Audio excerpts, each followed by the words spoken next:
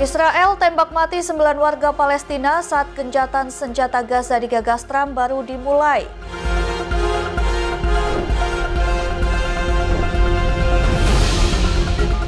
Paus Leo XIV kunjungi 2 negara muslim tur apostolik akhir November hingga awal Desember 2025. Tunisia dari Laut Mediterania menuju jejak Romawi, Tunisia menyimpan sejarah dunia yang tak ternilai. Halo pemirsa, selamat datang di Mata Dunia, program yang mengupas berita dan peristiwa global dari berbagai belahan dunia. Saya Ajeng Tiara akan menemani Anda, berikut berita selengkapnya.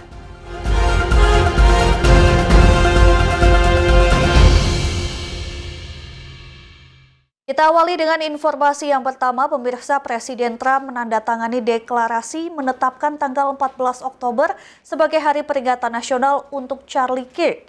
Istri Kirk, Erika Kirk, tak kuasa menahan tangis. Charlie Kirk. If you knew him, you love him.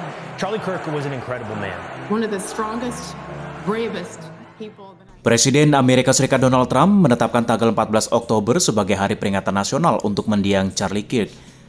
Erika Kirk, istri mendiang aktivis konservatif Charlie Kirk, tak sanggup membendung air mata di samping Trump saat medali kebebasan atau Medal of Freedom diberikan kepada Charlie Kirk di Gedung Putih pada Selasa siang, 14 Oktober 2025 waktu setempat.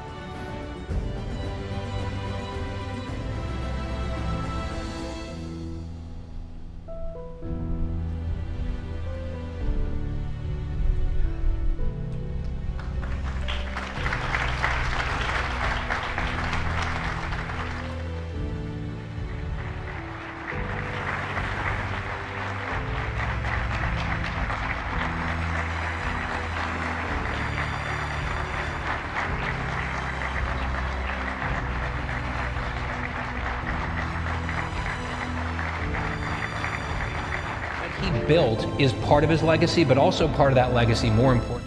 Penganugerahan diberikan kepada pendiri Turning Point USA ini seharusnya menjadi hadiah ulang tahun Charlie Kirk yang ke-32 tahun. Di sini Trump berjanji pemerintahannya akan menghentikan gelombang kekerasan politik. Pemerintahan Trump mencabut visa asing, setidaknya 6 orang dituduh terlibat pembunuhan Charlie Kirk pada September lalu. Seperti diketahui, Charlie Kirk tewas usai ditembak saat menjadi pembicara di Universitas Utah Valley di Orem, Utah pada Selasa siang, 10 September 2025 waktu setempat. Charlie Kirk tewas dengan luka tembak di bagian leher.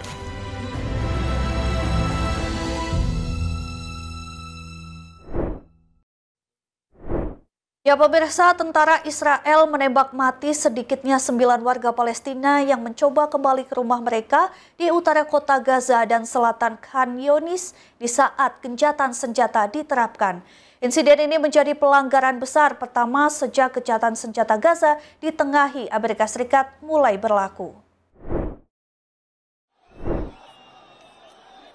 Tentara Israel menembak mati sedikitnya 9 warga Palestina yang berusaha kembali ke rumah mereka di Gaza Utara dan Khan Younis Selatan pada Selasa 14 Oktober 2025.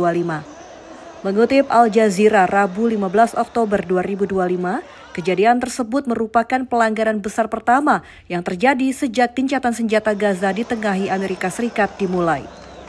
Jumlah korban tewas tersebut naik dari laporan sebelumnya yang menyebutkan sedikitnya 5 warga Palestina dilaporkan tewas akibat tembakan pasukan Israel. Menurut sumber medis di Rumah Sakit Al-Ahli Arab, kelima korban tewas merupakan warga distrik Sujayya, salah satu kawasan padat penduduk yang menjadi lokasi operasi militer Israel selama berbulan-bulan terakhir. Informasi ini dikonfirmasi jurnalis Al Jazeera yang melaporkan suara tembakan terdengar sejak pagi hari ketika warga mencoba mendekati wilayah dikuasai militer Israel. Pasukan Pertahanan Israel atau IDF mengonfirmasi serangan ini. IDF menyatakan pihaknya membunuh 5 warga Palestina karena mendekati pasukan di wilayah Sejaya, timur Gaza City. Tembakan dilepas karena warga menolak mundur setelah diminta menjauh. Pihak militer Israel menyebut tembakan dilakukan untuk menghilangkan ancaman dari sejumlah orang yang mendekati posisi pasukan mereka di utara Gaza. Serangan ini terjadi saat Israel dan kelompok milisi Hamas melakukan gencatan senjata sejak Jumat 10 Oktober 2025. Dalam kesepakatan ini, Hamas dan Israel diminta memulangkan seluruh tawanan yang tersisa serta warga yang selama ini ditahan di penjara Tel Aviv. Hamas sudah membebaskan 20 orang terakhir yang disandra sejak agresi Israel diluncurkan 2 tahun lalu. Israel juga sudah melepas nyaris 2.000 warga Palestina yang ditahan bahkan sebelum agresi dimulai. Selain menukar sandera, pasukan Israel juga diminta menarik diri secara bertahap dari seluruh wilayah Gaza selama tahap 1 gencatan senjata. Namun kenyataannya, lagi-lagi Israel melanggar gencatan senjata.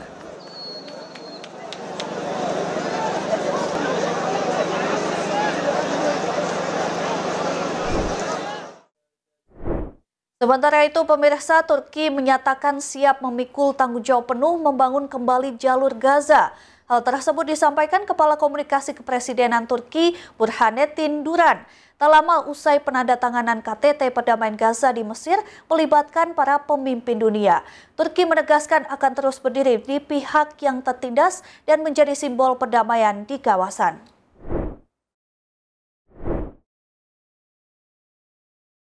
Tahapan gencatan senjata antara Israel dan Hamas di jalur Gaza semakin nyata usai penandatanganan KTT perdamaian Gaza pada Senin 13 Oktober 2025.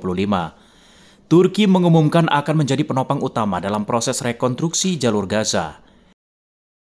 Hal ini diungkapkan Kepala Komunikasi Kepresidenan Turki, Burhanettin Duran, melalui platform X usai penandatanganan KTT perdamaian Gaza di Mesir. Di KTT perdamaian Gaza, Presiden Turki Recep Tayyip Erdogan bersama dengan Presiden Amerika Serikat Donald Trump, Presiden Mesir Abdel Fattah Sisi, dan Perdana Menteri Qatar Sheikh Mohammed bin Abdul Rahman Al Thani menandatangani kesepakatan damai Gaza disebut menjadi langkah penting menuju stabilitas regional. Duran menegaskan Turki akan terus berdiri di pihak tertindas, menjunjung keadilan dan menjadi pembawa pesan perdamaian. Selain itu, Turki juga siap menyembuhkan luka-luka warga Palestina dan memastikan mereka bisa menatap masa depan penuh harapan. Presiden Erdogan dalam pidatonya menyampaikan solusi dua negara harus menjadi dasar mewujudkan perdamaian yang langgeng. Erdogan menekankan perlu pendekatan berbasis kemanusiaan dan diplomasi untuk menghentikan pertikaian di wilayah tersebut. Kesepakatan damai Gaza diinisiasi Trump pada 29 September yang berisi 20 poin utama, di antaranya segera gencatan senjata, pembebasan sandera Israel, penarikan pasukan Israel, dan pembebasan ratusan tahanan Palestina. Kontrol pemerintahan Gaza akan diserahkan kepada otoritas teknokrat di bawah pengawasan internasional dipimpin Amerika Serikat. Tim Liputan Berita Nasional TV.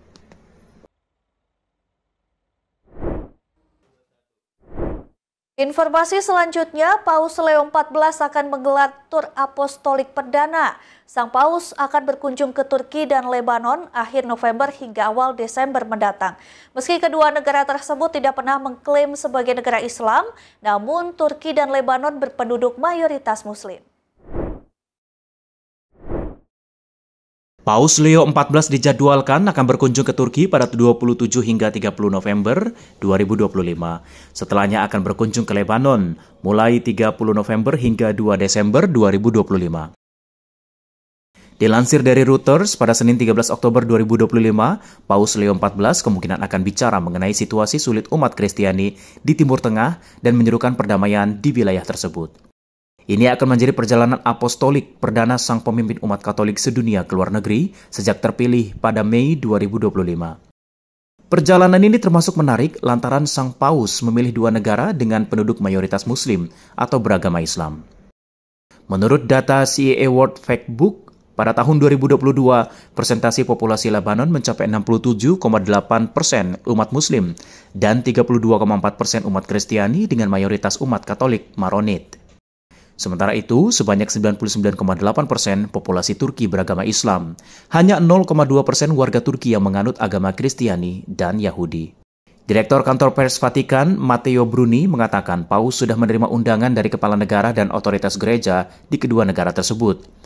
Bruni menerangkan kunjungan ke Turki akan mencakup ziarah Iznik, memperingati 1.700 tahun Konsili Nisea pertama. Untuk rincian agenda kunjungan apostolik ke Lebanon akan diumumkan lebih lanjut secara resmi oleh perwakilan Vatikan. Vikaris Apostolik Beirut, Uskup Cesar Esayan kepada Vatikan News menyebut kunjungan Paus Leo XIV ke Lebanon diharapkan membawa perdamaian dan menjadi momen pembaharuan semua umat. Pemirsa, jangan kemana-mana, kami akan kembali usai jeda dengan informasi menarik lainnya. Tetaplah bersama kami.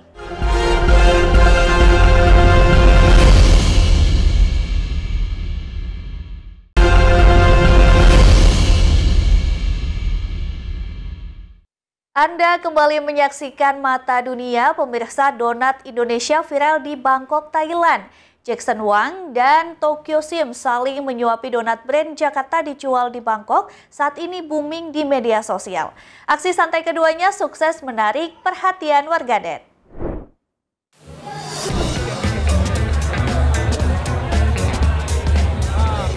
Jagat maya lagi heboh soal donat asal Jakarta, Indonesia dijual di Bangkok, Thailand.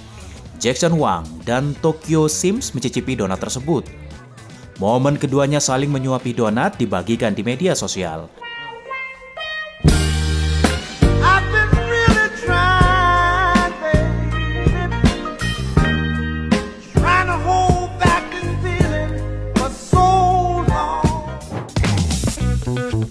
Terlihat Jackson Wang dan Tokyo Sims begitu akrab dan santai. Sesekali bergantian saling menyuapi donat produksi Butter Baby Indonesia.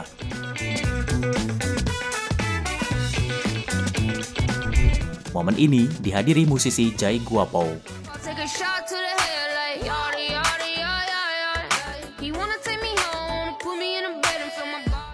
Video pendek ini meraih beragam respon netizen. Ada yang mempertanyakan keaslian video, ada yang mengungkapkan rasa gemas melihat aksi Jackson Wang dan Tokyo Sims. Momen ini secara tak langsung menjadi ajang promosi donat Butter Baby Indonesia di dunia maya.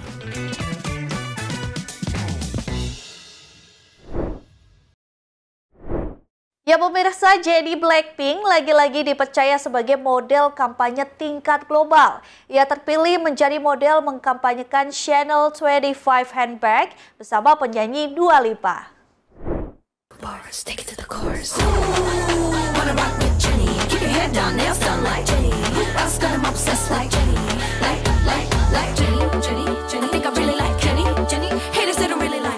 Selain berkarir di girl band, Jennie Blackpink melebarkan sayapnya di bidang model. Ia dipercaya sebagai Chanel Ambassador pada tahun 2017. Kolaborasi Jennie dengan rumah mode asal Prancis terus berlanjut dan diperpanjang. Jennie mengaku senang karena diberi ruang berekspresi melalui fashion. Dalam kampanye terbaru Chanel, Jennie menampilkan sentuhan gaya dan energi khas merefleksikan karakter dirinya. Jennie menyebut tas tangan Chanel 25 handbag melambangkan kebebasan bergerak dan cocok digunakan dalam berbagai situasi. Selain itu, Jennie menilai desainnya ringan, nyaman, serta memungkinkan pemakainya mengekspresikan diri dengan gaya yang unik. Bagi Jennie, Chanel bukan sekedar merek mode, melainkan sumber inspirasi dan energi positif.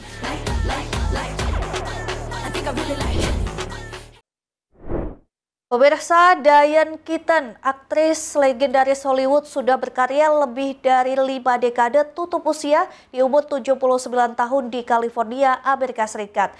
Ia meninggalkan harta bernilai fantastis 1,6 triliun rupiah.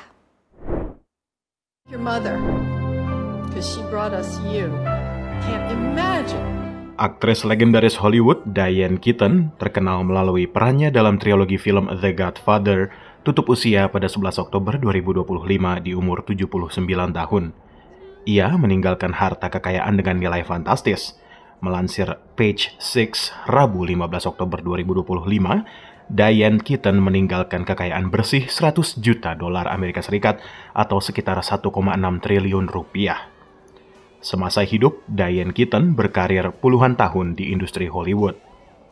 Sepanjang karirnya, Diane Keaton menorehkan jejak sejumlah film ikonik. Salah satunya saat bermain bersama Al Pacino dalam trilogi film The Godfather, karya Francis Ford Coppola. Keaton juga meraih beragam nominasi Oscar lewat film Reds, Marvin's Room, dan Something's Gotta Give. Film terakhirnya yang berjudul Summer Camp dirilis pada tahun 2020. Ia bermain bersama Eugene Levy dan Kathy Bates. Diane Keaton juga terkenal dengan kemampuannya sebagai investor properti. Beberapa bulan terakhir, Diane Keaton diketahui hidup tenang dan jauh dari sorotan publik. Tak ada laporan mengenai penyakit yang diidapnya.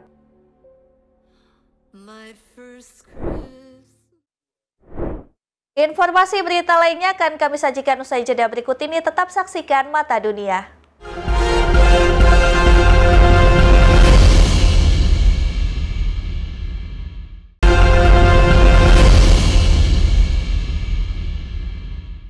Terima kasih Anda masih bersama kami. Pemirsa, Tunisia merupakan sebuah negara pintu antara Eropa dan Afrika, tempat di mana Laut Mediterania berjumpa dengan jejak peradaban Romawi.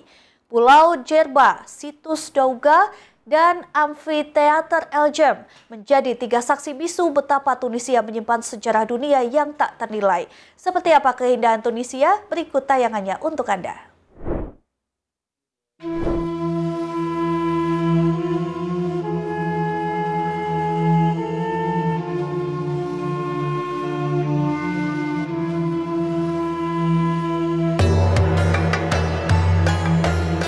Selamat datang di Tunisia.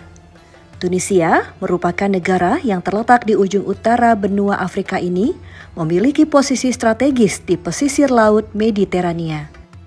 Tunis merupakan ibu kota Tunisia yang menjadi pusat ekonomi, budaya, dan pemerintahan.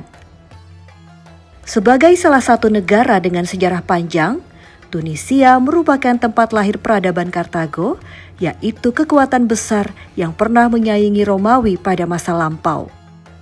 Seiring berjalannya waktu, wilayah ini berganti pengaruh dari Romawi, Arab, hingga Prancis.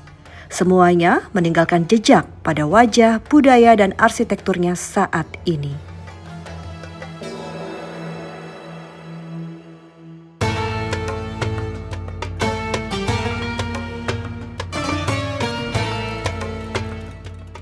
Terletak di tenggara Tunisia, Pulau Jerba merupakan pulau terbesar di negara ini, sekaligus salah satu destinasi wisata paling menawan di kawasan Mediterania.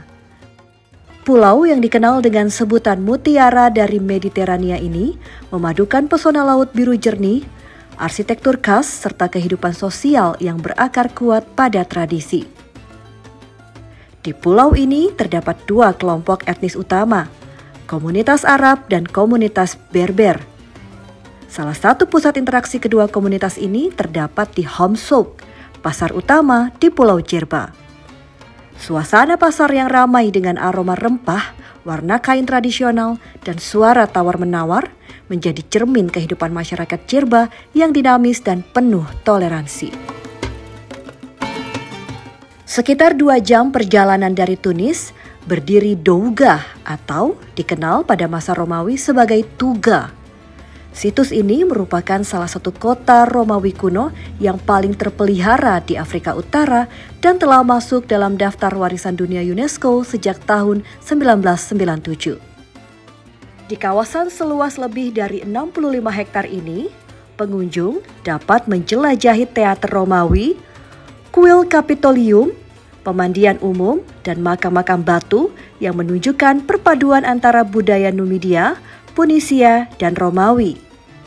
Keunikan Douga terletak pada kondisi bangunannya yang masih utuh, serta pemandangan lembah subur di sekelilingnya yang menambah keindahan alami situs tersebut.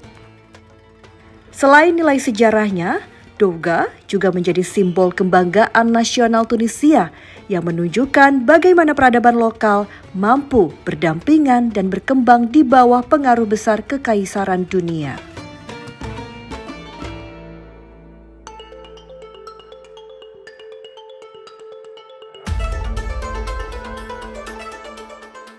Sekitar 200 km di selatan Tunis, berdiri megah Amfiteater El Jem. Bangunan ini dibangun pada abad ketiga Masehi oleh Gubernur Romawi Gordian dan menjadi saksi bagaimana kota kuno Tidrus pernah menjadi pusat ekonomi penting di Afrika Romawi. Amfiteater ini mampu menampung lebih dari 35.000 penonton yang digunakan untuk pertunjukan gladiator dan acara publik. Dengan dinding batu pasir yang menjulang dan lengkungan raksasa yang masih kokoh, El Jem disebut sebagai amfiteater terbesar ketiga di dunia setelah Colosseum Roma dan Capua di Italia. Amfiteater El Jem membuktikan bagaimana Tunisia pernah menjadi pusat kebudayaan besar dalam Kekaisaran Romawi dan hingga kini tetap menjadi kebanggaan dunia arkeologi.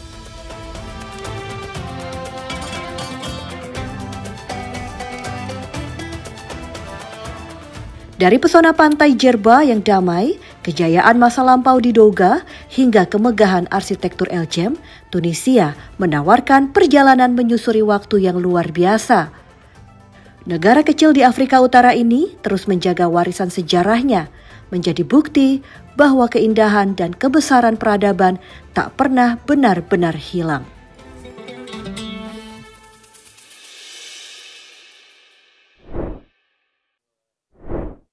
Ya, informasi selanjutnya yaitu di Belanda, dikenal dengan negara kincir angin memadukan sejarah budaya dan keindahan alam.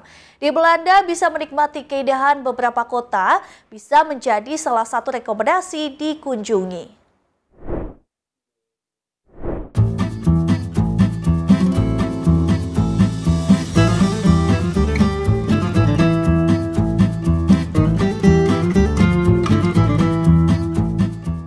Amsterdam, ibu kota Belanda dijuluki Venice of the North. Kota ini memiliki jaringan kanal sepanjang 100 km, diakui UNESCO sebagai warisan dunia. Kehidupan di Amsterdam terasa santai, namun penuh energi.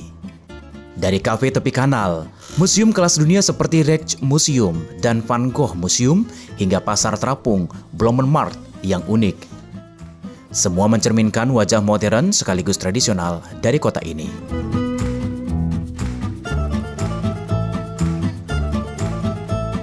Tak bisa dipisahkan dari Amsterdam, bunga tulip adalah ikon negara Belanda. Meski awalnya berasal dari Kekaisaran Ottoman, tulip menjadi bagian dari sejarah Belanda sejak abad ke-17.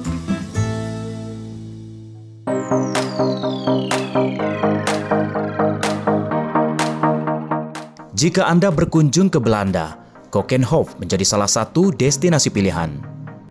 Keukenhof merupakan taman bunga terbesar di dunia. Pada musim semi, lebih dari 7 juta bunga bermekaran di lahan seluas 32 hektar.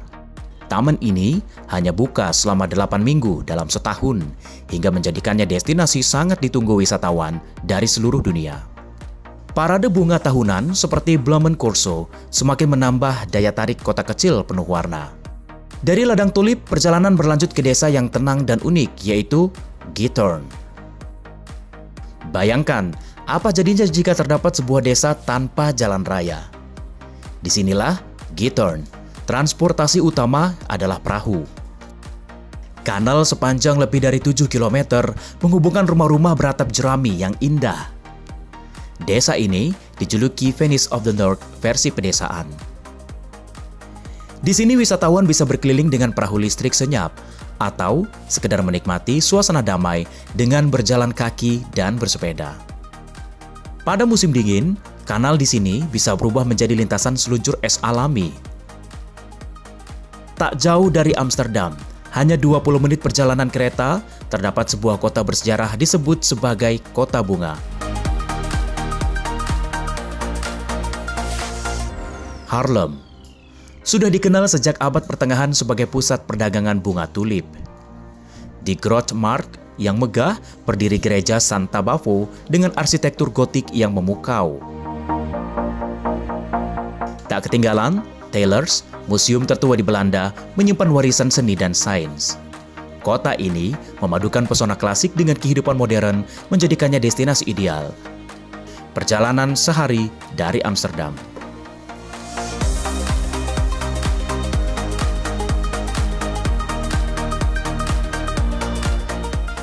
Amsterdam dengan kanal dan museum dunia, Liese dengan keindahan tulip, Giethoorn dengan pesona desa tanpa jalan, dan Haarlem dengan sejarah serta budaya klasik.